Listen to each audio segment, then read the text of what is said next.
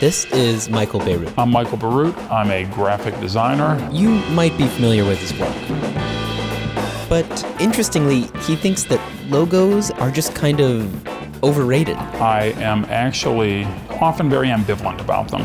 Let's back out a second. What is a logo? Basically the face of a company. Some are beloved, the swastika is a logo and it's reviled, you know? They have to work at tiny sizes and huge.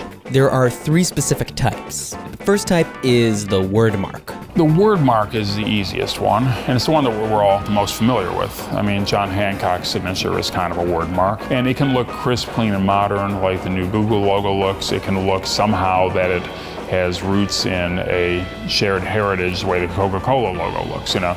The second is pictorial. Pictorial logos often function as a kind of rebus, you know, it's a picture and you say what's in the picture and it sort of is identifying the name of the company, sometimes directly like Target, sometimes more indirectly like Lacoste. The third kind is kind of the holy grail, abstract iconography. It's everyone's favorite kind of category because it just seems almost like magic, you know. As a designer, people come to me and they'll say, oh, I want like something like the Nike swoosh. They think that the Nike swoosh was the Nike swoosh the day it was drawn, but it was nothing the day it was drawn. The company that birthed Nike commissioned a design student named Carolyn to draw some ideas, and the Nike founders didn't really like them. They sort of said, oh, let's use that one. It wasn't like an overnight success. And then they started putting on the science of shoes. The shoes were good, and then the genius of Nike's marketing apparatus made us further associate that product not merely with performance athletic gear, but with the very idea of athletic achievement itself. And that's how, over a long time, a little mark means something big. That's exactly how religious symbols work. It's obviously not just anything inherent in these shapes, but it's about what those shapes have come to represent in the minds of the people who are looking at them.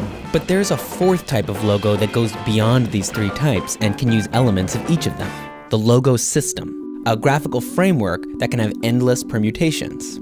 The first gigantically popular example of the logo system would be MTV. But Google's Daily Doodles are another great example of the logo system, a familiar mark that can also point to other ideas and issues. This approach all has to do with technological change.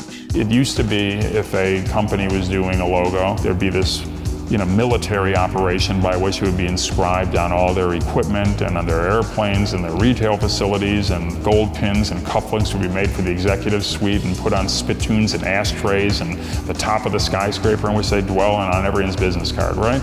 Nowadays, none of that's as important as an email signature or your Twitter avatar or the little thing that sits next to your URL.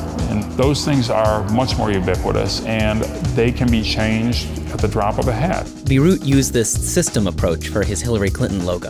We wanted to have a mark reflect the electorate and reflect the issues. Those simple forms that comprise the H with the arrow in it are actually designed to hold not just 2 colors, say red and blue, but any colors you want. The use of logo systems seems to be continually on the upswing now, probably because it allows the brand using it to expand the conversation beyond its own name.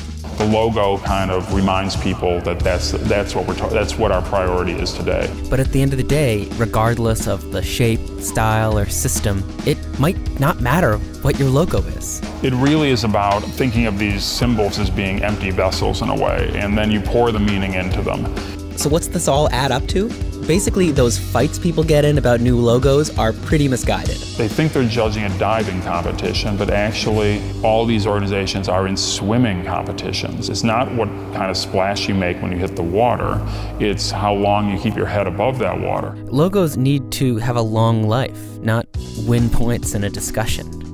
12 years after the birth of that Nike logo, Nike came back to that graphic design student, Carolyn, with a gift. A Nike ring with her own trademark on it, the swoosh. Thank you very much, it's beautiful. And an undisclosed amount of Nike stock. Wow. In 1973, when it was designed, her pay was $35.